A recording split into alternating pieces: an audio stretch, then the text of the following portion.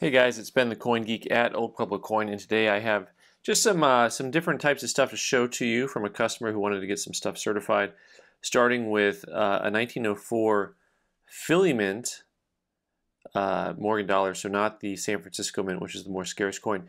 This is something that he had that he just wanted to get in a holder.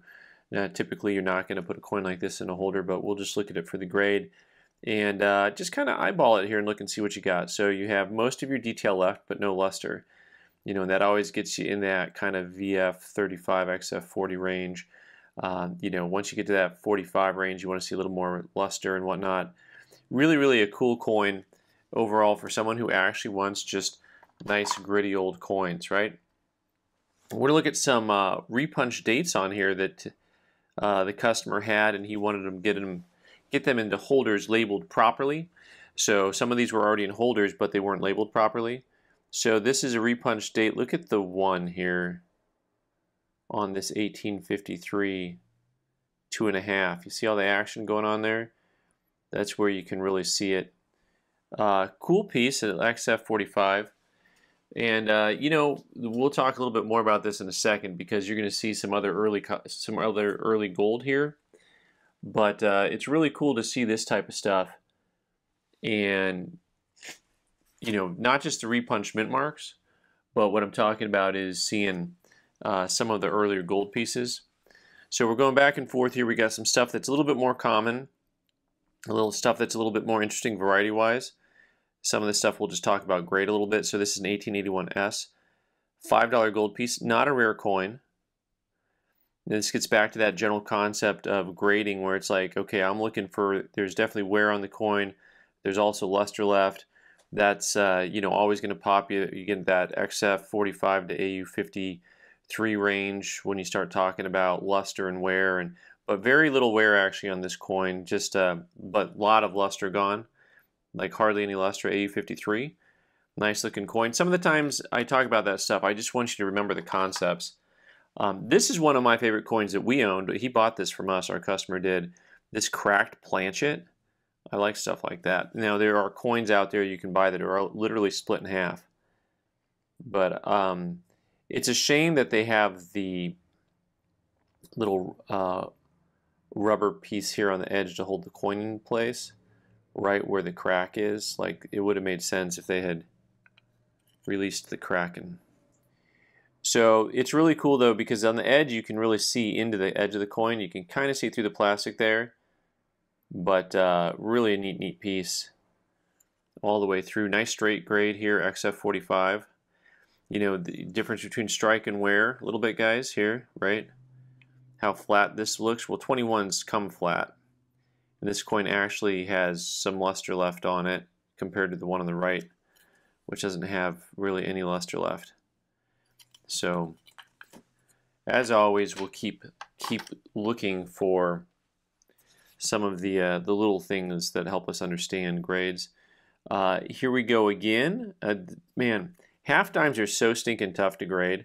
By that I mean, you know, unless your eyes are under the age of 25. So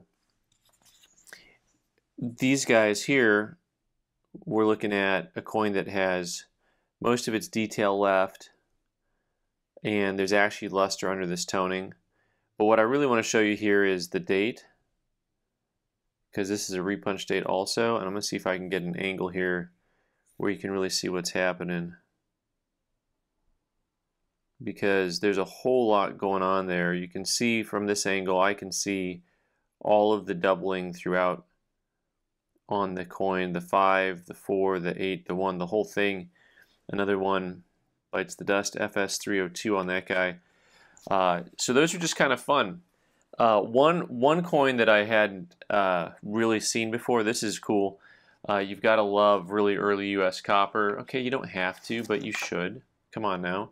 Of course, it's hard to see because early copper is dark, and once it gets worn, it's very hard to see. But this half cent here has some really nice nice stuff going on. I'll show you here in a second. Let's get a little closer, and we'll see. You can still make out portions of it, but you know, a lot of this early copper has really heavily worn spots to it. But look at this, 1 over 200. All right, I don't know what I'm doing there. Let's take a look at that. That's better. The 1 over 200. Now this one, they call some rim damage here, good details, genuine. 1 above 1. So this is the cool part about this piece here. And you can really see the 1 in 1797 sitting right above the other 1. You know, and then the Liberty face on there. Talk about stuff that's really tough to locate nice examples of. Early US coins in general, really tough. And so, you know, like by the gray sheet of 1797, 1 above 1 starts at about $300 in AG. You know, it's the type of thing that, well, people kind of ask what they want to for some of that stuff, just because it's harder to get. Now, speaking of asking for stuff, we got to look at a few other early gold coins here that the customer tried to cross over, and it's very interesting what happened here, because AU55, and you know, sometimes we complain when they don't give us details. They gave us details. They called this an altered surface. So, you know, trying to play the crossover game can always be perilous. For those of you who want coins in one holder or the other, I oftentimes will recommend, well, just buy it already in that holder. You know, it's like, you know, if you want something a certain way, buy it that way. Because counting on a crossover working is pretty dangerous. You know, I am fascinated by this. Is the one, I believe there's a couple more here, and I think this is the one where I didn't agree with what PCGS was saying, because they called this an altered surface. You know, so I'm looking to see here if I can find anything that's actually altered on the coin. You know, I mean, maybe you're going to make an argument that the coin's been cleaned, but that's very different than what is stated. So we got another 1846, that's 2.5. So early U.S. gold is really fun to collect. This is funny because it has the eye appeal seal from some company. That's a new sticker, there you go. AU58, and PCGS simply said did not cross. So if you really want to challenge and you've got the money, try to collect Civil War and pre-Civil War U.S. gold. And some of the, you know, there's coins in there with mintages in the millions, but there's just so many coins in there with mintages of 10,000, 20,000. And then, by the way, good luck finding them in nice grade with problem-free anything, right? So this one, you know, it's did not cross, and in my mind, I think you look at it and you could make the argument that it's a 55, not a 53, or pardon me, not a 58. And I think that's probably why it didn't cross. Also, you can look at this little scratch over here on the left-hand side. Now, I tend to be like the industry standard on gold before the Civil War is pretty forgiving. So things like that, they usually let go. I will also mention that I love the way the dates look on these early coins. They just look so wonky compared to what we're used to, because this looks basically like someone took a 9, turned it upside down, stuck it on the back of there. It looked like if I did your lettering for your sign, it would not be straight. Not be straight. All right, speaking of early stuff, 1863S, another one that they called altered surface that NGC had a straight grade on.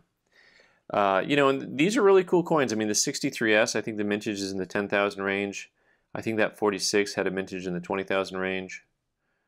Let's take a good look first from here. XF40. I think for my customer, this one, I still kind of feel like maybe you send it in raw later. My concern, of course, is that once they've seen a coin, it's somewhere in their computer system with some of the AI that they've got going on, to be able, some of the computer stuff, to be able to say, well, no, we've already seen that coin. You know, and so we're just going to not give it a fair shake. But once again, what a cool coin. 1863, huh? San Francisco, what was going on, right? I mean, what would it have been like to live in San Francisco in 1863? Oh man, I had to stop myself from saying San Francisco jokes about it being cleaner back then. But so 1863 San Francisco, XF40 did not cross altered surface. Once again, so you can to me up close you can't see, but at a distance, you know, it looks like there's possibly, you know, a certain type of cleaning that went on chemically that they could be talking about, but also, like I said previously, generally there's a little bit more forgiveness on some of this earlier gold. You know, they're a lot more likely to put a straight grade on a coin that has a few problems compared to a newer coin. So anyways, wild and fun stuff. Some winners and some disappointments for my customer. And thank you guys so much for watching. I've been the Coin Geek. You can subscribe by clicking on the owl button in the corner and watch more videos on the right side of the screen. Thanks.